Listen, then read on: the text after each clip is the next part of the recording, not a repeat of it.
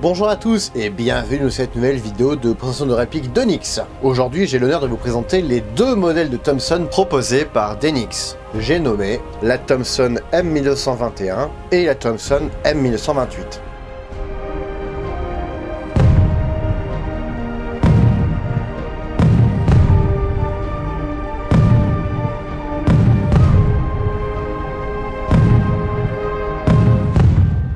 Avant de commencer, je dois préciser certains points comme d'habitude. Bien qu'il s'agisse de quasi-armes, je parlerai de répliques pour plus de simplicité. Cette série de vidéos est réalisée en étroite collaboration avec le fabricant Denix que je remercie infiniment pour son soutien, mais ce n'est pas pour autant que je ne parlerai pas des défauts rencontrés sur ces répliques.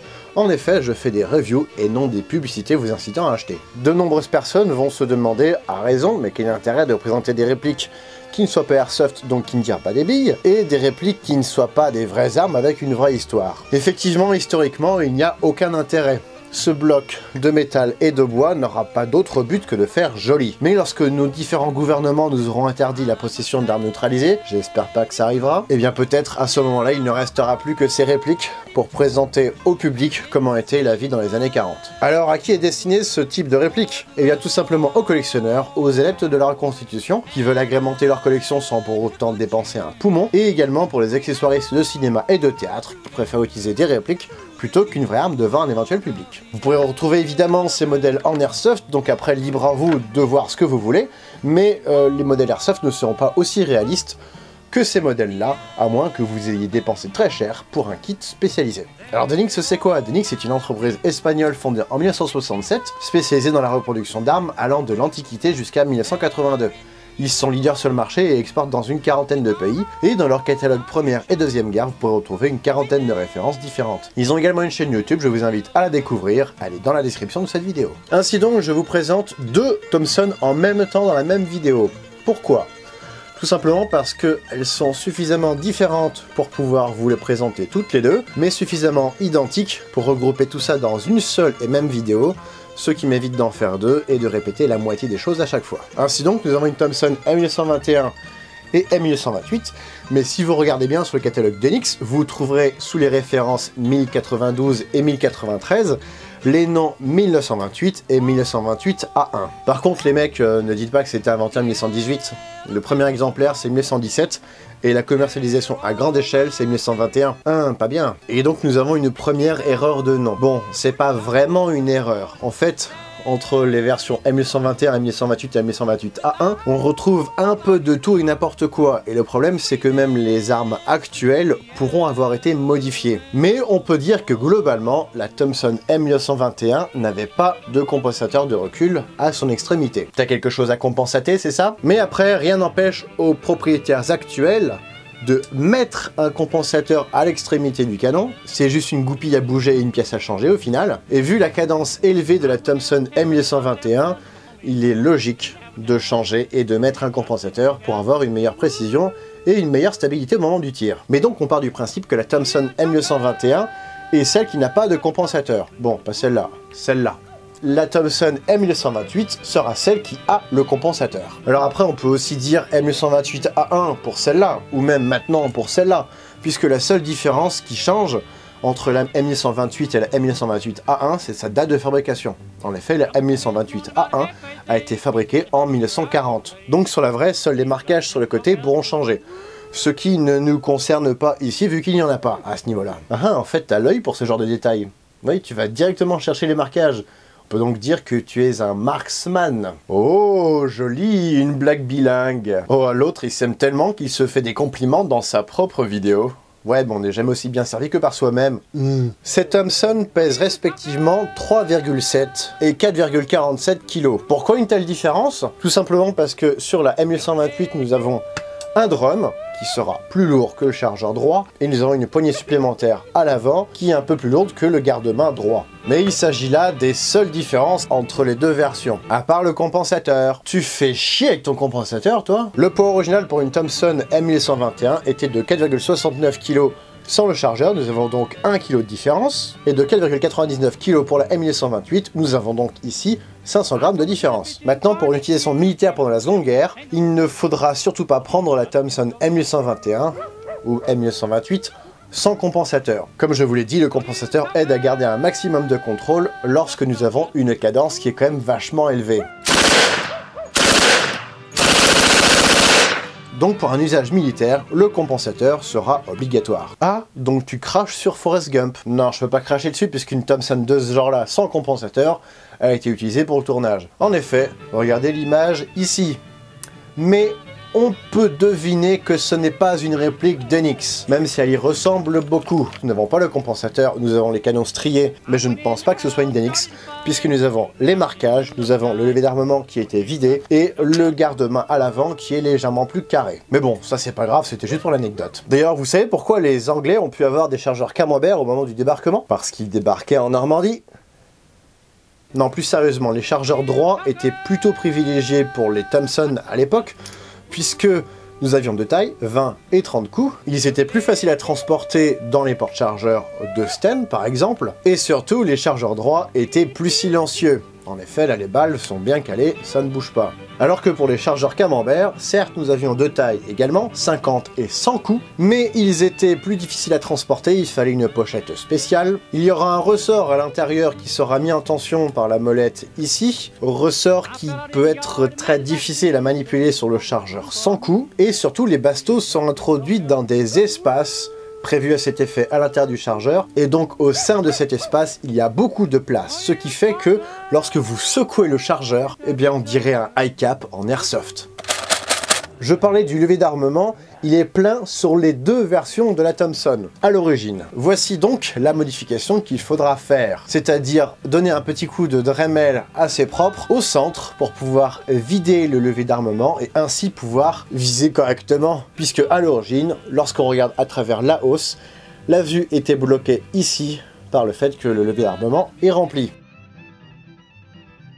Il sera possible d'ajouter un compensateur à l'extrémité de la Thompson M1921, mais pour ça il va falloir déjà que vous en trouviez un. Mon compensateur vient d'une pièce custom pour la Thompson GBB-R, donc Airsoft que j'ai déjà pu vous présenter. Par contre, je ne vous cache pas que j'en ai chié pour l'adapter. En effet, on peut voir ici la gueule du frein de bouche à l'origine, on peut voir qu'il est vraiment très mastoc, beaucoup plus qu'un modèle original. Il a donc fallu que je vire le guidon, que je réduise la longueur du frein de bouche et que je diminue le diamètre extérieur de ce frein de bouche. Ainsi donc, j'ai pu insérer mon compensateur et j'ai fini par créer une petite tranchée pour pouvoir mettre la goupille. Bon, pour être sûr que ça tienne, je l'ai quand même collé à la super glue. Et puis après, j'ai viré la peinture grise d'origine pour pouvoir le rebronzer, ce qui fait que maintenant nous avons deux teintes de bronzage différentes sur le canon à l'extrémité, puisque je n'ai pas tout décapé, et que je ne le ferai pas parce que je vais réellement en chier avec toutes les petites ailettes ici, et qu'en plus je sais pas comment on démonte le garde-main à l'avant, mais le résultat me paraît tout à fait correct, et en plus ça me rajoute des marquages supplémentaires. Au niveau des marquages d'origine, seuls ceux des sélecteurs sont réalistes. Tous les autres, hélas, ils sont bidons. Nous avons donc un full auto et single et fire et safe pour le sélecteur de droite avec des flèches. Sur le côté gauche de la carcasse, nous avons un Model of 1928, number 2753, et les deux Thompson auront exactement le même marquage. Et enfin, sur l'arrière gauche du corps, nous avons le traditionnel Donix Made in Spine. Gros problème, le Donix est en relief, le Made in Spine est en creux. C'est fourbe ça, non? Vous m'aimez pas, c'est ça? Vous aimez pas que j'enlève vos marquages, du coup vous les mettez un coup en creux et un coup en relief?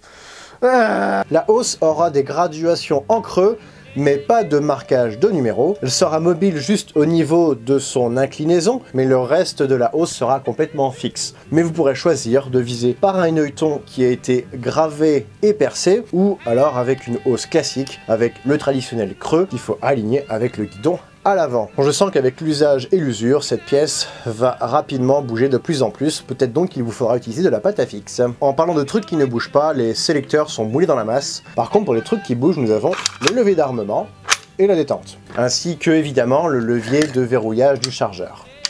D'ailleurs, ce levier a un sacré jeu latéral, premièrement, et deuxièmement, le ressort est relativement mou.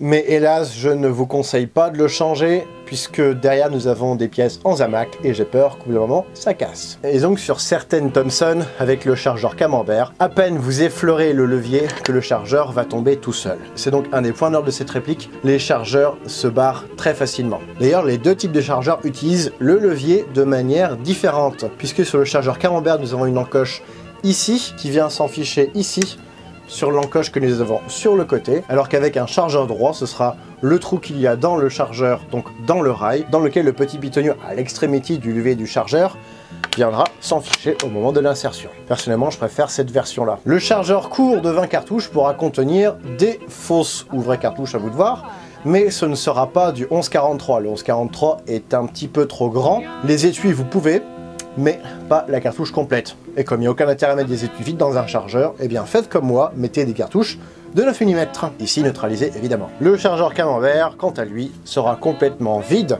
Nous n'avons absolument aucun mécanisme dedans. Et la seule fonctionnalité qu'il y aura, ce sera de pouvoir faire bouger la clé, ici, pour pouvoir remonter le chargeur. Mais cette clé, avec le temps, bougera vraiment toute seule.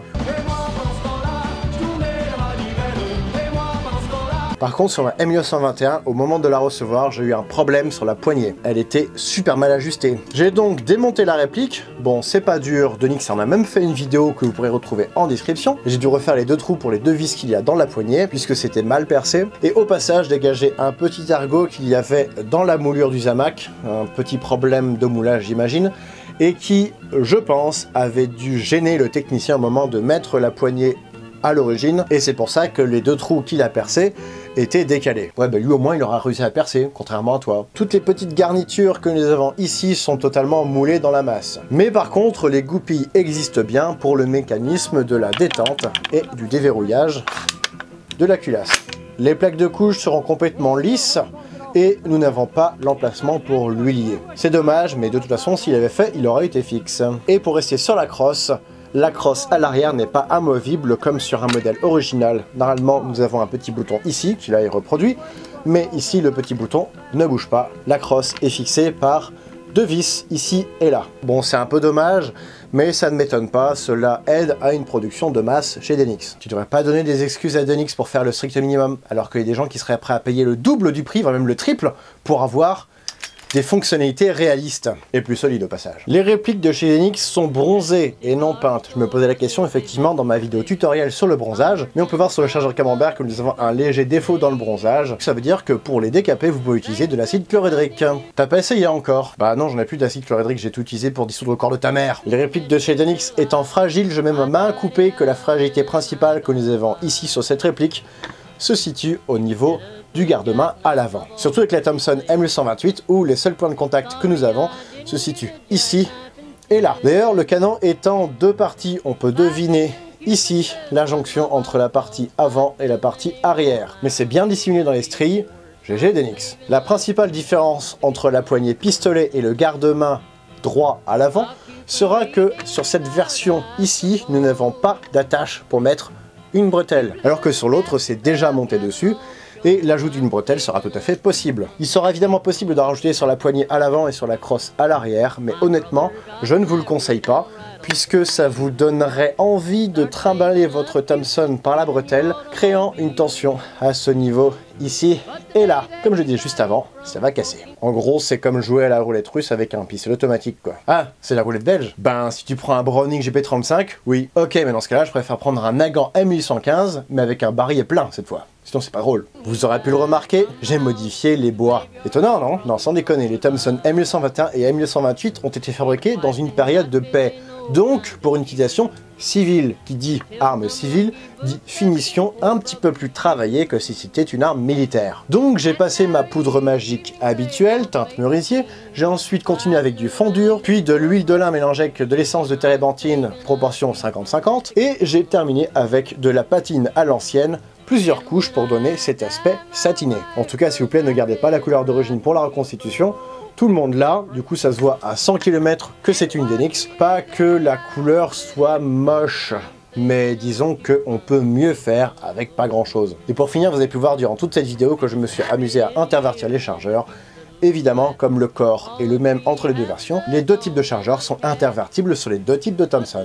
Au niveau des prix, nous sommes à 215 € pour la version M821 et à 231 € pour la version M828.